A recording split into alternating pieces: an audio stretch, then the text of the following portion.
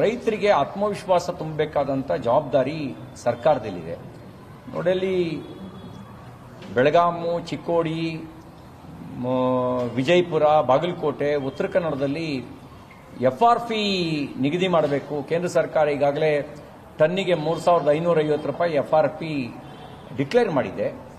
ಅದನ್ನು ಇಲ್ಲಿಯ ಕಬ್ಬು ಕಾರ್ಖಾನೆಗಳು ಕೊಡುವಂತೆ ನೋಡ್ಕೊಳ್ಬೇಕು ಅನ್ನುವಂಥದ್ದು ರೈತರ ಬೇಡಿಕೆ.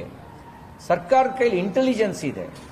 ರೈತರು ಯಾವ ವಿಷಯಕ್ಕೆ ಬೀದಿಗೆ ಬರ್ತಾರೆ ಅನ್ನೋದನ್ನು ತಿಳಿದೇ ಸ್ಪಂದಿಸಬೇಕಾಗಿತ್ತು. ಅವರು ಬೀದಿಗೆ ಇಳಿದು ಹೋರಾಟ ಮಾಡ್ತಾ ಇದ್ರೂ ಕೂಡ ಸ್ಪಂದನೆಯೇ ಇಲ್ಲ. ಒಂದು ರೀತಿಯಲ್ಲಿ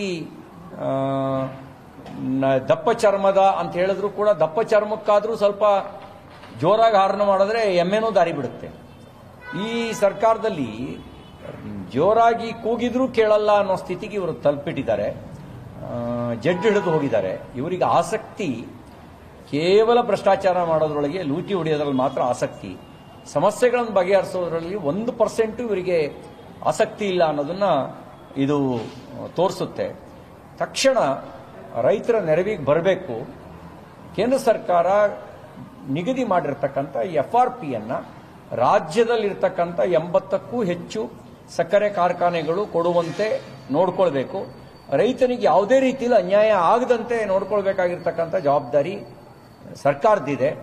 ರೈತರೇ ಆರೋಪ ಮಾಡಿರುವಂತೆ ತೂಕದಲ್ಲಿ ಹೊಡಿತಾರೆ ಅಂತ ಆರೋಪ ಮಾಡಿದ್ದಾರೆ, ಮಾಯಿಶ್ಚರ್ ಅಂತ ಕಟ್ ಮಾಡ್ತಾರೆ ಅಂತ ಆರೋಪ ಮಾಡಿದ್ದಾರೆ.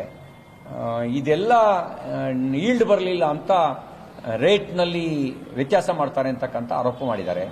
ಈ ಎಲ್ಲ ಆರೋಪದ ಹಿನ್ನೆಲೆಯಲ್ಲಿ ಸರ್ಕಾರ ರೈತರಿಗೆ ನ್ಯಾಯ ಕೊಡಿಸಲಿಕ್ಕೆ ಬೇಕಾದಂಥ ವ್ಯವಸ್ಥೆಯನ್ನು ನಿರ್ಮಾಣ ಮಾಡಬೇಕು ಅಂತೇಳಿ ನಾನು ಮಾನ್ಯ ಮುಖ್ಯಮಂತ್ರಿಗಳಿಗೆ ಆಗ್ರಹಿಸ್ತೇನೆ.